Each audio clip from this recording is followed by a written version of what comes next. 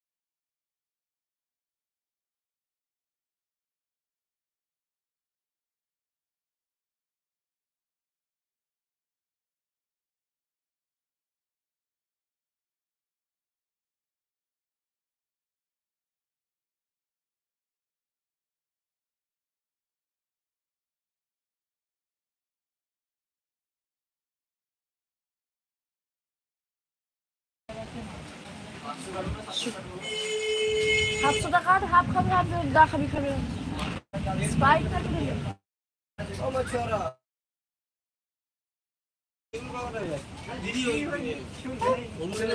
আমাদের সরষেল বাঁশ কাটি বলছে বৌদি তোমাকে খুব করছি বিশ্বাস করো বৌদি আমিও করছি শুভ কিছু মনে করো না আজকে আমি সময় দিতে পারছি না আজকে আজ রান্না আছে পাতি তাই জন্য সময় দিতে পারছি না কিছু মনে করো না তনুষু দিদি ভাই এসছো রাধে রাধে হরে কৃষ্ণ কেমন আছো তনুষু দিদি ভাই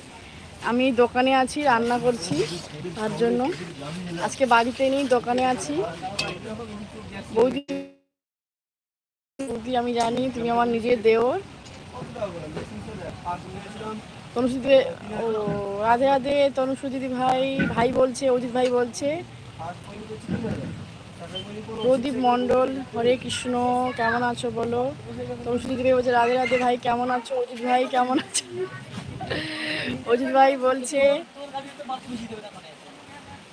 ভাই ভাই বলছে আমি ভালো আছি দিদি ভাই তুমি ভাই ভাই কথা শুনে না গোকুল কৃষ্ণা দিদি ভাই হাই দিদি কেমন আছো তুমি কালকে এসেছিলে আমার লাইফে আজকে এসছো অনেক অনেক